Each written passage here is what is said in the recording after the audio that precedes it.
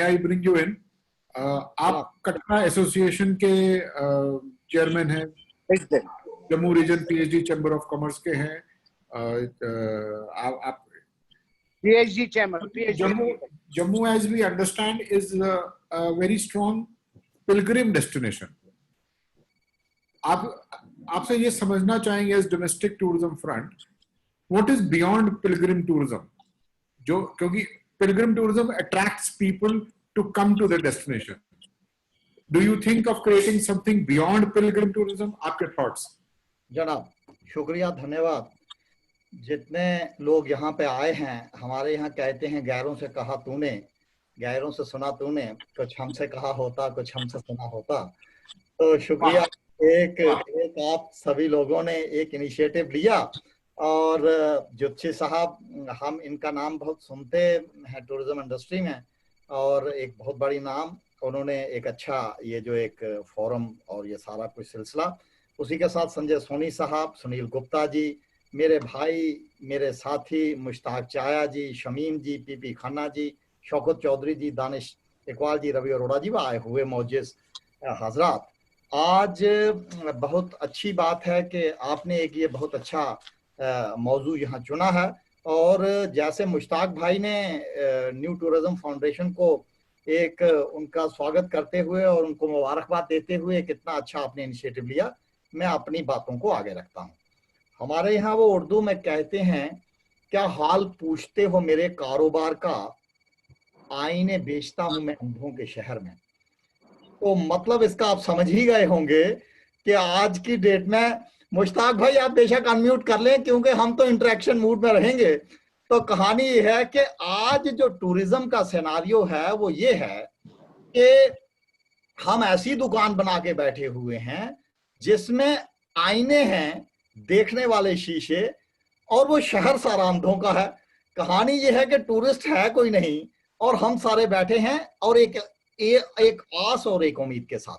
अब इसी सिलसिले को आगे बढ़ाते हुए मैं आपको बताऊं कि श्री माता वैष्णो देवी जी के यहाँ 10 मिलियन पीपल हर साल आते हैं।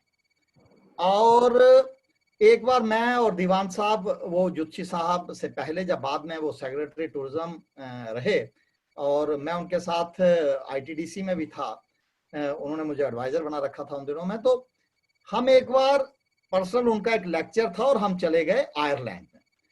और जब उनके प्रेसिडेंट ने जब मुझे इंट्रोड्यूस करवाया और उन्होंने कहा कि he is mister Rakesh Wazir and he has come from a place which caters 10 million pilgrims in a year, तो वहां के जो प्रेसिडेंट थे वो कहने लगे कि हमारी कंट्रीज में कभी किसी जगह पे अगर 10 मिलियन 1 करोड़ लोग जाते हो तो उस कंट्री की मिनिस्ट्री ही जो है वो उसके लिए बन जाए। कंट्री की मिनिस्ट्री की बात कर रहा हूं। तो कहानी ये है कि हालांकि बहुत सी कंट्रीज आप देखेंगे कि जिनकी पॉपुलेशन भी जो है वो 10 मिलियन नहीं है जितने लोग यहाँ पे आते हैं। और मुश्ताक भाई ने बिल्कुल ठीक कहा, और जो आपने मुझे जो सब्जेक्ट बताया मैं उससे थोड़ा सा आगे जाऊंगा। आपने जो कहा कि creating 2 days option for pilgrims at Jammu, में इससे थोड़ा सा इस होराइजन को बढ़ाऊंगा। वैष्णो देवी की यात्रा जो है आज सिर्फ कटरा का ही नहीं, कटरा, पत्नीटाप, शिवखोड़ी, कश्मीर का मैं बात बता रहा हूं कि कश्मीर और कटरा डायरेक्टली एक दूसरे के साथ कनेक्टेड है। अगर कश्मीर का बिजनेस कम होता है तो हमारा कम होता है, और हमारा टूरिज्म, हमारे पिलग्रिम्स कम होते हैं तो कश्मीर के कम हो जाते हैं। तो मतलब एक बहुत बड़ा, उसके साथ अगर आप हमारे साथ वाली स्टेट देखें, हिमाचल में 9 देवियां और ये वो, इधर दरबार साहब देखें, तो वैष्णो देवी में जो 1 करोड़ लोग आते हैं वो फिर डाइवर्सिफाई होते हैं। हालांकि हम इसको करने में बहुत ज्यादा कामयाब नहीं हुए। 1 करोड़ लोगों का अगर हम स्टे एक दिन बढ़ाने में कामयाब हो जाएं, तो मैं आपको बता सकता हूं कि 1 करोड़ आदमी का स्टे एक दिन का बढ़ना, मतलब उस इलाके की इकॉनमी पूरी की पूरी, मतलब बड़ी बड़ी कंट्रीज जिनका इतना इतना बड़ा नाम है, अगर आप पूरे साल में देखेंगे तो 30 लाख उधर टूरिस्ट जा रहे हैं, कहीं 25 लाख जा रहे हैं, कभी 30 लाख जा रहे हैं, कभी 15 लाख जा रहे हैं। तो ये बहुत बड़ा नंबर है। तो इसलिए हमें जरूरत इस चीज की है कि हम लोगों का स्टे किस तरीके से बढ़ाया जाए, और कटरा को एक बेस बनाते हुए जो आदमी कटरा में आए उसे पत्नीटाप, उसे कश्मीर, उसे गुलमर्ग, उसे भद्रवा, उसे शिवखोड़ी, सारे आगे पीछे की वैसे टेम्पटेशन उसमें क्रिएट करें कि वो आदमी कहे यार कि मैं अपना स्टे 2 दिन और बढ़ा लेता हूं, और वो इधर से चले तो वो पत्नीटाप चला जाए, उधर से चले गुलमर्ग चला जाए, पहलगाम चला जाए।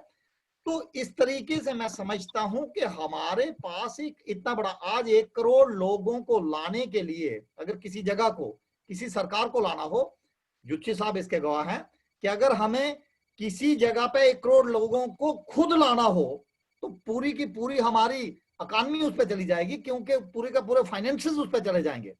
मगर ये एक बहुत बड़ी चीज है कि यहाँ पे इतने लोग आते हैं। अब मैं उसके बाद में बताऊं कि कटरा की श्री वैष्णो देवी जी की यात्रा 4.5 लाख से 5 लाख लोगों को तो कटरा और उसके आगे पीछे एम्प्लॉयमेंट देती है, और आज वो इससे सारे वेले बैठे हुए हैं, सारे अनएम्प्लॉयड हैं। और अगर इसी तरीके से देखेंगे तो आप कश्मीर, पत्नीटाप सारा बैठा हुआ है, इस वक्त पत्नीटाप बैठा है, भद्रवा बैठा है, कश्मीर बैठा है, सारे बैठे हैं। तो इसलिए जरूरत इस चीज की है कि कैसे इस चीजों को हम डाइवर्सिफाई कर सकें, इस तरीके से इस यात्रा का हम बेस्ट पॉसिबल इस्तेमाल कर सकें अपनी स्टेट की इकॉनमी के लिए और देश के लिए। ये बहुत जरूरी है। और मैं तो यहाँ पे आए हुए जितने भी लोग हैं, चाहे वो खन्ना जी थे, युत्सी साहब थे, मुश्ताक भाई, शमीम जी, मैं इनको बड़ा मैन्यूटली, संजय जी आपको भी, मैं सबको मैन्यूटली बड़ा सुन रहा था, और मुझे अच्छा लग रहा था कि आज आप सारे इस चीज को समझ रहे थे कि हम इस चीज को किस तरीके से एक्सप्लोर कर सकें। और यही अगर हम अपने सरकारों को बताने में अगर कामयाब हो जाएं, तो मैं नहीं समझता कि 1 करोड़ से हमें 20 लाख, 25 लाख, 30 लाख, मैं आपको एक एग्जांपल बताता हूं। हमारे यहाँ 2 मैं आपको एक्सपेरिमेंट्स बताता हूं, और ये रिसर्च का मैटर हो सकते हैं। हमारे यहाँ दीवान साहब थे, secretary tourism, government of Jammu and Kashmir, और हमारे पास एक जगह थी, उसका नाम था शिवखोड़ी, जो शिव जी की एक उधर केव थी। हमने दीवान साहब को कहा कि साहब इसे हमने एक्सप्लोर करना है और इसे हमने कटरा का टूरिज्म उधर भेजना है, टूरिस्ट भेजने हैं। तो उन्होंने कहा भाई क्या करना चाहिए, तो उसका तो जाने का रास्ता भी नहीं था। हमने उसका एक पुल था, उसका जो बीच में था वो जा भी नहीं सकते थे लोग, तो उस पुल के पैसे दिलवाए टूरिज्म से, फिर दूसरे के दिलवाए तो रास्ता बन गया। फिर वो मुझे कहने लगे और क्या करें, तो मैंने कहा साहब, उन्होंने कहा उन दिनों उनके पास 7.5 लाख थे, कहते मैं क्या करूं, तो मैंने कहा जी इसकी एड दे दें टूरिज्म, सारे times of India, Hindustan times. आप इमेजिन नहीं करेंगे, वही शिवखोड़ी, ये सबके लिए रिसर्च मैटर है, वही शिवखोड़ी 4 साल के बाद 20 लाख टूरिस्ट को अट्रैक्ट कर रही थी। कटरा से 20 लाख टूरिस्ट वहां जा रहे थे और आज भी जा रहे हैं। तो ये आपके लिए एक्सपेरिमेंट्स हैं, आपके लिए रिसर्च मैटर है कि हम चीजों को डाइवर्ट कर सकते हैं। उसी के साथ हमारे 9 देवियां इधर है, उधर भी 10 से 15 लाख लोग जा रहे हैं। तो इस तरीके से हम इन चीजों को एक्सप्लोर कर सकते हैं, और इसे हमें आपकी जरूरत सबकी पड़ेगी।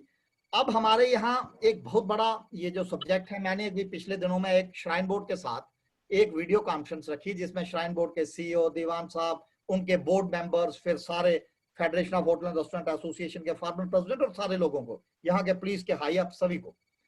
तो वहां हमने कहा कि यात्रा स्टार्ट करनी भी चाहिए या नहीं करनी चाहिए, करनी हो तो कैसे करनी चाहिए, उसका पूरा एक वो डेस्टिनेशन इंडिया और सारे बड़े बड़े न्यूज़पेपर्स और टूरिस्ट मैगजीन्स में उसका आया है, मैं सबको भेजूंगा भी। तो उसमें हमने बहुत से आइडियाज आए, उसमें से कुछ एक आइडियाज में से ये था कि आज की डेट में एज ए फर्स्ट इंस्टांस हम ऑनलाइन रजिस्ट्रेशन करके हमारे हिंदुस्तान में कितने एरियाज ऐसे हैं, कितने डिस्ट्रिक्ट्स ऐसे हैं जो ग्रीन जोन है, मतलब यहां पे एक भी आदमी कोविड का नहीं है, तो हम उसे इनिशियली तो पहले स्टार्ट कर सकते हैं ग्रीन जोन से। मैं बिल्कुल भी नहीं चाहूंगा कि बॉम्बे से स्टार्ट कर दें आज की डेट में, हम गुजरात से कल ही स्टार्ट कर दें, मगर ग्रीन जोन से हम स्टार्ट कर सकते हैं। इसी तरीके से जैसे जुच्छी साहब ने बिल्कुल ठीक कहा, हम पहले डिस्ट्रिक्ट से स्टार्ट कर सकते हैं, स्टेट से स्टार्ट कर सकते हैं और उसे आगे लेके जा सकते हैं।